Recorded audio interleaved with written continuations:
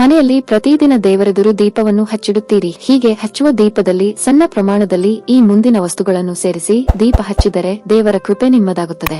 ದೇವರಿಗೆ ತುಪ್ಪದ ದೀಪ ಹಚ್ಚುವಾಗ 4-5 ಕಾಳುಮೆಣಸನ್ನು ಸೇರಿಸಿ ಹಚ್ಚಿದರೆ ನಿಮಗಿರುವ ಆರ್ಥಿಕ ಸಮಸ್ಯೆ ನಿವಾರಣೆಗೆ ದಾರಿಗಳು ಗೋಚರಿಸುತ್ತವೆ. ದೇವರ ದೀಪದಲ್ಲಿ ಚಿಟಿಕೆಯಷ್ಟು ಶುದ್ಧ ಅರಿಶಿನದ ಪುಡಿಯನ್ನು ಸೇರಿಸಿದರೆ ಲಕ್ಷ್ಮಿಯ ಕೃಪೆ ನಿಮ್ಮದಾಗುತ್ತದೆ. ದೇವರ ದೀಪದಲ್ಲಿ 4-5 ಅಕ್ಕಿಕಾಳನ್ನು ಹಾಕುವುದರಿಂದ ನೀವು ಪೂಜಿಸುವ ದೇವರ ಕೃಪೆ ನಿಮ್ಮದಾಗುತ್ತದೆ. ಶನಿದೇವರಿಗೆ ದೀಪ ಹಚ್ಚುವಾಗ ಕರಿ ಎಳ್ಳನ್ನು ಬೆರೆಸುವುದರಿಂದ ಶನಿ ದೇವನು ನಿಮ್ಮನ್ನು ಹರಸುತ್ತಾನೆ ಮತ್ತು ನಿಮ್ಮ ಕೆಲಸಕ್ಕಿರುವ ಅಡೆತಡೆಗಳು ನಿವಾರಣೆಯಾಗುತ್ತದೆ. ದೇವರ ದೀಪದಲ್ಲಿ 1-2 ಲವಂಗ ಸೇರಿಸುವುದರಿಂದ ದುಷ್ಟಶಕ್ತಿಗಳು ನಿಮ್ಮತ್ತ ಸುಳಿಯುವುದಿಲ್ಲ. ಹೀಗೆ ಬೆರೆಸಿದ ಇವುಗಳನ್ನು ದೀಪವಾರಿದ ನಂತರ ದೇವರ ಕೋಣೆಯನ್ನು ಸ್ವಚ್ಛಗೊಳಿಸುವಾಗ ಹೂವುಗಳೊಂದಿಗೆ ಹೊರಗಿಡಿ. ಈ ವಿಷಯದಲ್ಲಿ ನಿರ್ಲಕ್ಷ್ಯ ಬೇಡ. ಯಾಕೆಂದರೆ ಇವುಗಳನ್ನು ದೀಪದಲ್ಲಿ ಬೆರೆಸುವುದರಿಂದ ಬೆಳಗುವ ದೀಪದೊಂದಿಗೆ ದೈವಿಕ ಭಾವನೆ ಮೂಡಿಸುವ ಗಮವು ಹರಡುತ್ತದೆ.